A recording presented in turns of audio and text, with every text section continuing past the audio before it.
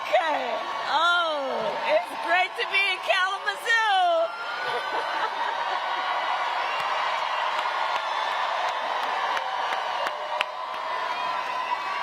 Thank you, guys. Okay. All right. Thank you. Okay, we got some work to do.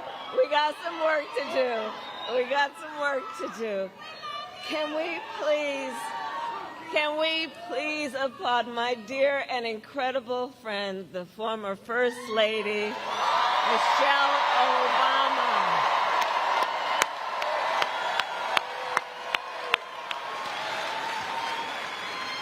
And I just have to say, I've known Michelle for years, and she is an inspiration. I know everybody here knows this. She is a truth teller. And she motivates us to get to work, especially when the stakes are high, because as she reminds us, as my mother taught me, don't just sit around and complain about injustice. And there are so many incredible leaders here tonight, but I want to first just thank everybody, because there's so much you could be doing with your time right now, and you are here. And we are here as community, as coalition builders, because we love our country, and I thank you for being here, and I thank you for all your work. I thank you. And I want to give a shout out to Lieutenant Governor Gilchrist. He's over there somewhere. Senator Gary Peters, and all the union, elected, and community leaders here today, I thank you. I want to give a special thank you to former Republican Congressman Fred Upton,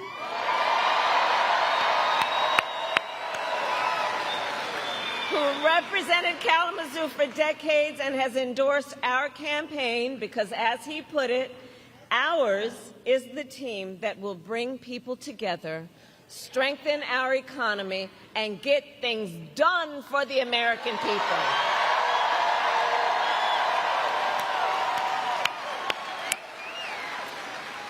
So Kalamazoo, listen, you all know, before I was vice president, I was a United States Senator. And before that, I know you want to say Kamala Zoo. I heard you.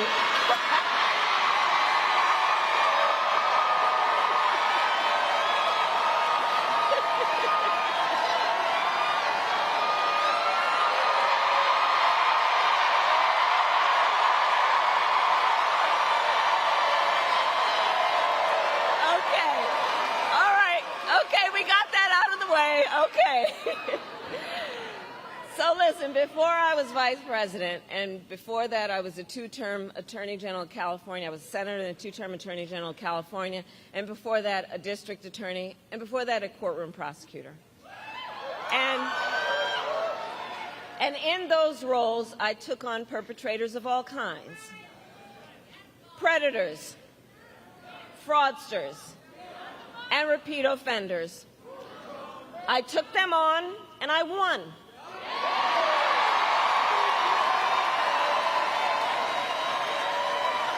Well, Michigan, in 10 days, it's Donald Trump's turn.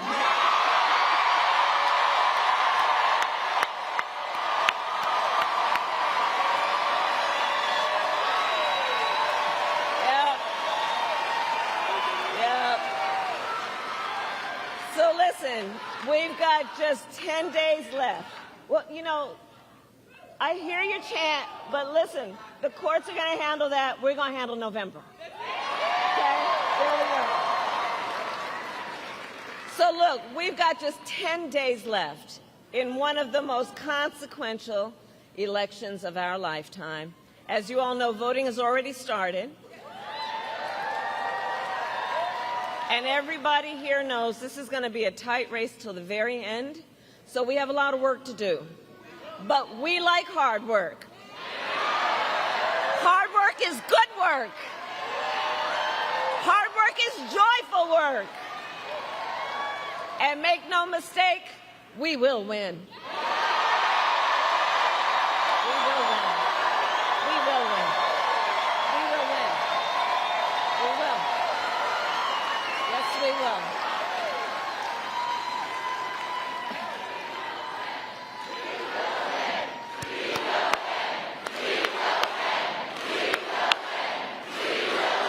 And I got something for it. Or as a certain former president would say, yes, we can. So yes, we can, and yes, we will. And we will win because together, and this is about all of us, we are fighting for America's future.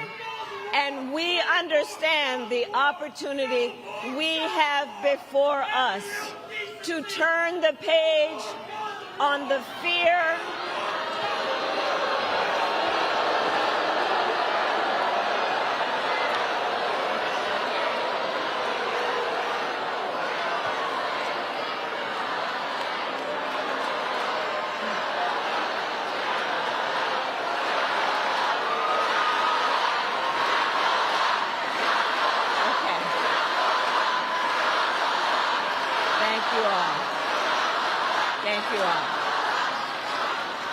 Thank you all. And listen, on the topic of Gaza, we must end that war. And we must end the war and bring the hostages home. But now I am speaking about 2024. All right. So listen, we have to understand the opportunity we have before us to turn the page on the fear and the divisiveness that have characterized our politics for a decade because of Donald Trump. We have an opportunity to turn the page and chart a new and joyful way, dare I say joyful, way forward.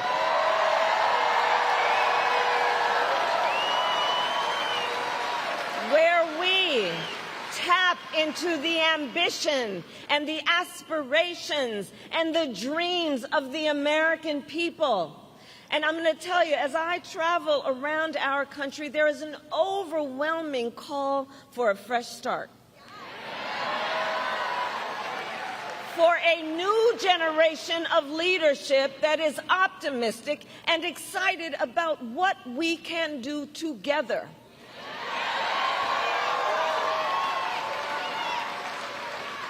There is a yearning in our country for a president who sees the people, not just looking in the mirror all the time, but sees the people, who gets you and who will fight for you. That is what this election is about. And my whole career, I have put the people above partisanship. I never asked somebody, are you a Democrat or a Republican, before I offered help. Instead, the first and only thing I asked is, how can I help you?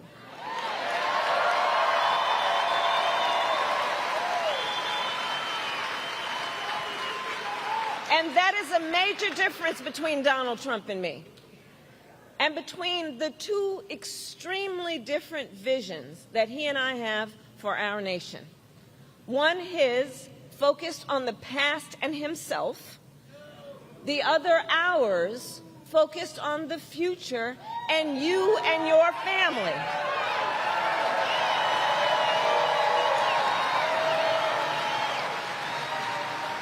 And together, we will build a future where we bring down the cost of living. And that will be my focus every single day as president. Because, look, while inflation is down and wages are up, prices are still too high. You know it and I know it. And unlike Donald Trump, who had $400 million handed to him on a silver platter and then filed for bankruptcy 6 times, I grew up in a middle-class neighborhood with a working mother who kept a strict budget and did everything she could to make sure my sister and I had all that we needed. I come from the middle class, and I will never forget where I come from. I will never forget where I come from.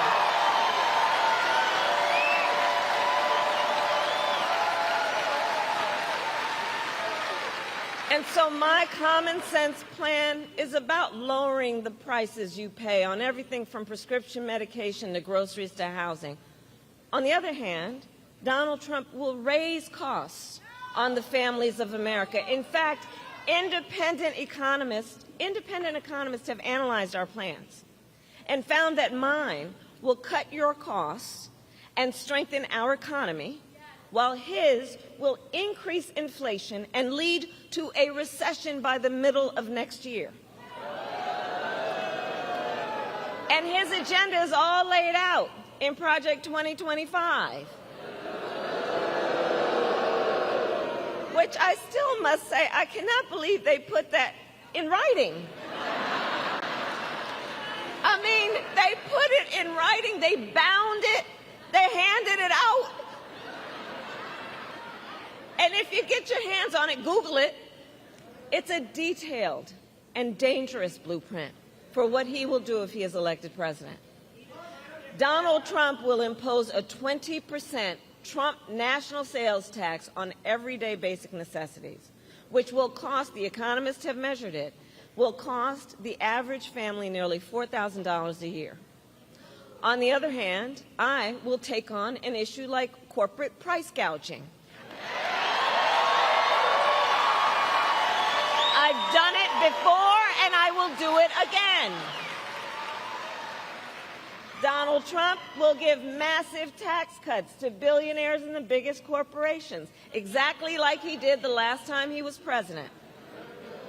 I will give middle-class tax cuts to 100 million Americans, including $6,000 during the first year of a child's life, that will also lift America's children out of poverty.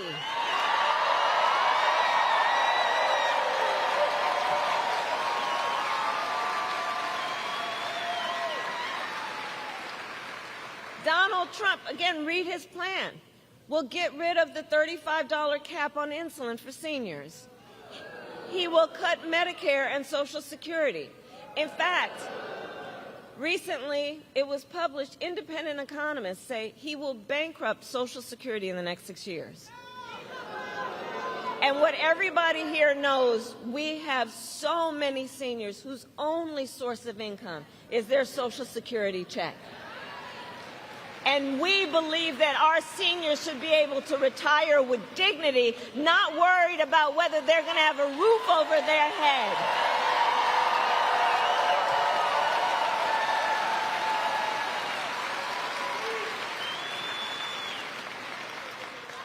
And we believe that their families also should not be overwhelmed by the cost of home health care, which is why my plan includes ensuring that instead of you who are taking care of your elder relative, you know, I took care of my mother when she was sick, and I know what that is like. It's about trying to cook something that they feel like eating.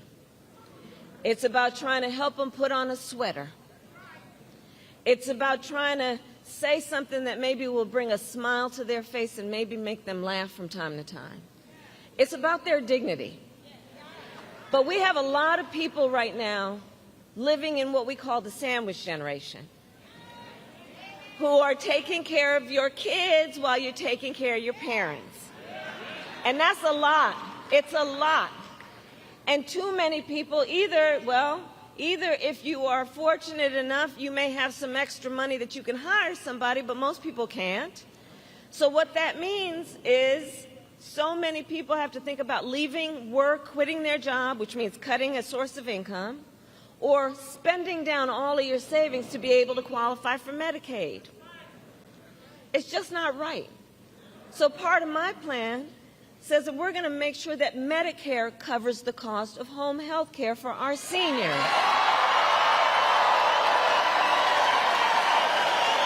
It's about dignity. It's about dignity. It's about seeing people where they are and understanding the burdens people face and lifting folks up instead of trying to beat people down, which is exactly what we see on the other side. On top of that, my plan will bring down the cost of housing because we know housing is too expensive. And for so many people, you know, generations ago, folks could kind of count on the American dream. but it's out of reach for far too many people. And so we're going to bring down the cost of housing, including creating incentives for more home building, and we are going to create a $25,000 down payment assistance for first-time home buyers.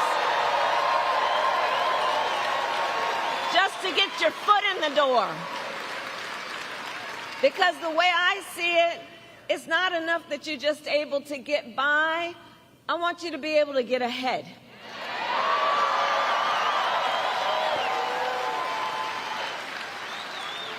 We're going to cut taxes for small businesses because small businesses are the backbone of America's economy. Do we have any small business owners here? Right?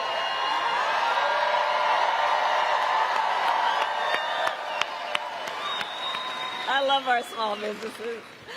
We're going to lower health care costs because, look, I believe health care should be a right and not just a privilege of those who have the money to afford it.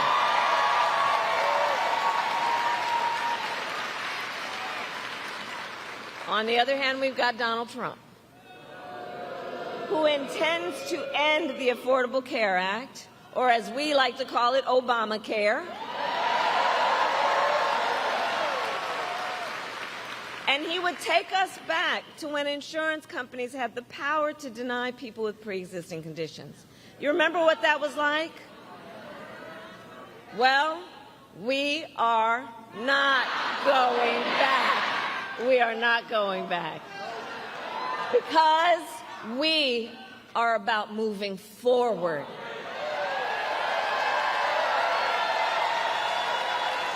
And it is time to turn the page. So ours is a fight for the future, and it is a fight for freedom, like the fundamental freedom of a woman to be able to make decisions about her own body and not have her government tell her what to do.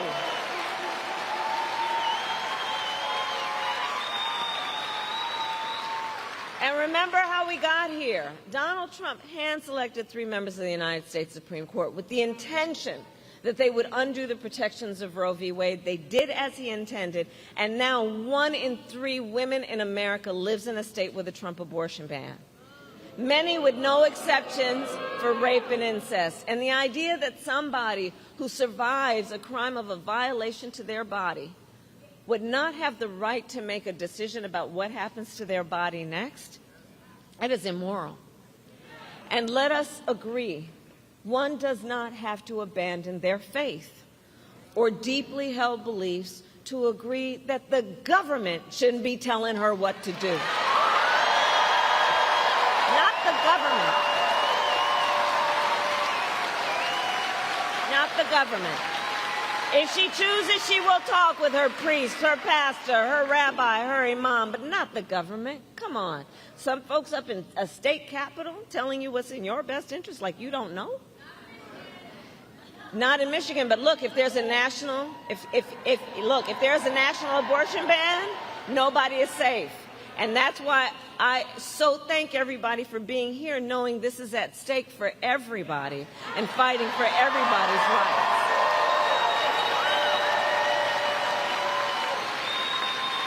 And I'll tell you, so I actually just got in from Texas, and I did an event in Texas last night in Houston.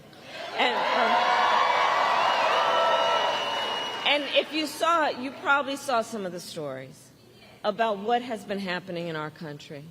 The suffering. And you know, Donald Trump still refuses to even acknowledge the pain and suffering he has caused. He insists that, and I'm going to quote, everybody wanted Roe v. Wade to be overturned.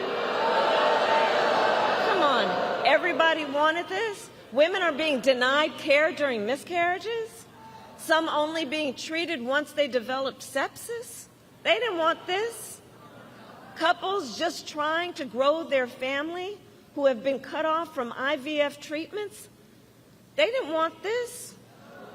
The men of America seeing their daughters, wives, sisters, and mothers put at risk because their rights have been stripped away? The men of America don't want this. Women have died because of these bans.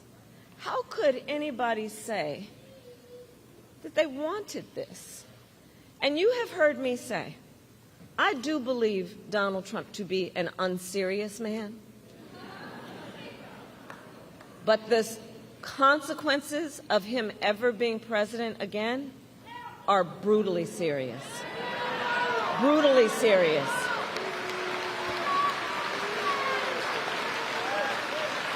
And what I mentioned are just some of the consequences of what he has done. And I will tell you, I pledge to you, when Congress passes a bill to restore reproductive freedom nationwide, as President of the United States, I will proudly sign it into law. Proudly. Proudly. With your help. And so, look, and I'm traveling our country, and I'm going to tell you, across our nation, we are witnessing a full-on assault on other hard-fought, hard-won freedoms and rights, like the freedom to vote. You know, in Georgia, they got a law that makes it illegal to give people food and water for standing in line to vote. The hypocrisy abounds. What happened to love thy neighbor? Attacks on the freedom to be safe from gun violence. The freedom to breathe clean air and drink clean water. The freedom to love who you love openly and with pride.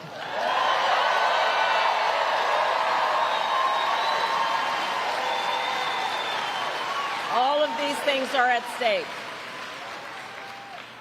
And generations of Americans before us led the fight for freedom, and now the baton is in our hands. Now the baton is in our hands.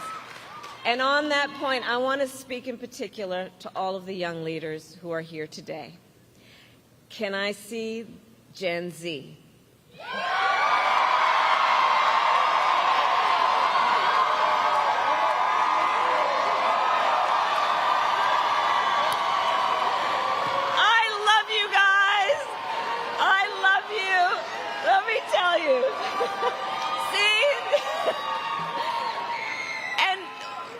Many things that I just think are so great about you.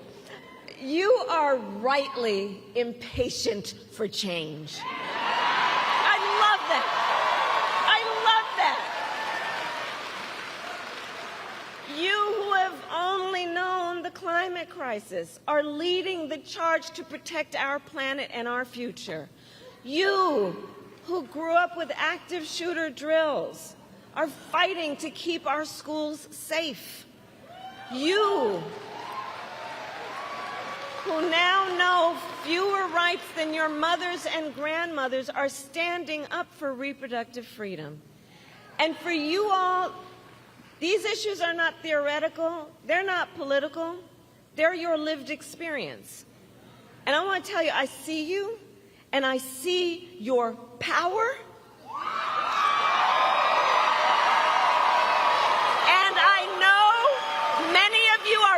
For the first time, who's voting for the first time? Can we hear it for our young leaders and first-time voters?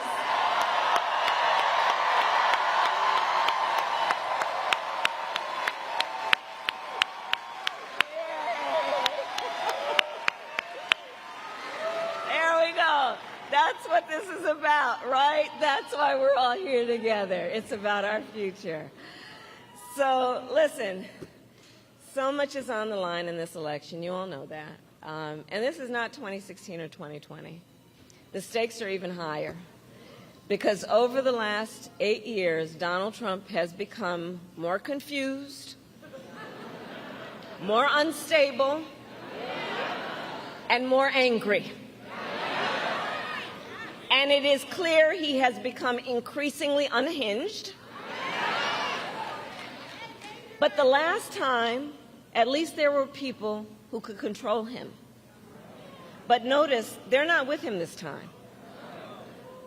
And then a few months ago, the Supreme Court told the former president he is effectively immune no matter what he does in the White House. It's not 2016 or 2020 when you think about that. Because just imagine Donald Trump with no guardrails. He who will claim unchecked and extreme power if he is reelected. He who has vowed he will be a dictator on day one. He who has said he wished he had generals like Hitler's. Who calls Americans who disagree with him the enemy from within. You know what that harkens back to?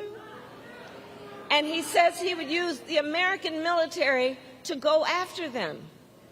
Donald Trump has even called for the, quote, termination of the Constitution of the United States of America.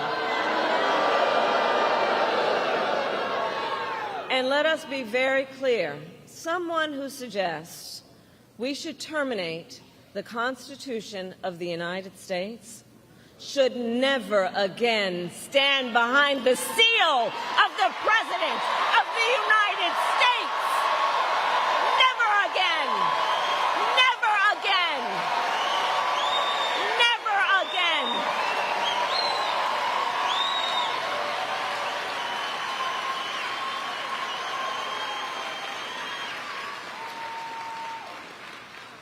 No. So there is a huge contrast in this election, and I'm going to ask everyone to just imagine the Oval Office in 3 months. So you can picture it. But here's what I say to the folks who are watching. It's either Donald Trump in there stewing over his enemies list, or me working for you, checking off my to-do list.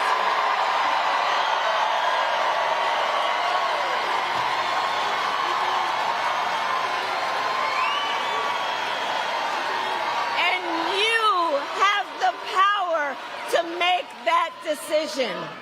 You have the power to make that decision. And this is the beauty of our democracy as long as we can hold on to it. The power is with the people. The power is with the people to make that decision. And so, Michigan, it all comes down to this. We are all here together because we know what is at stake. And we are here together, most importantly, because we love our country. We love our country.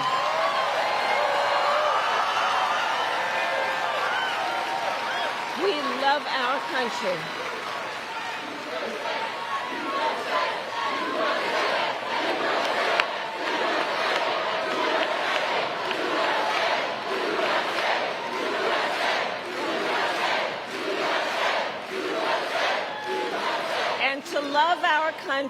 To love our country is to know that one of the highest forms of patriotism, I believe, is to then fight for the ideals of our country. And that's what we are all here together to say. We love our country and we are prepared to fight for our country and to fight to realize the promise of America. The promise of America. That's what this is about. So, Election Day is in 10 days. And early voting has already started. And you can vote early starting today through Sunday, November 3rd. So we need you to vote early, Michigan. And now then is the time to make your plan to vote. And you can go to iwillvote.com to get all the information you need. And if you have received your ballot in the mail, please do not wait. Fill it out and return it today. Because, folks, the election is here. It is here, and the choice is truly in your hands. And your vote is your voice, and your voice is your power.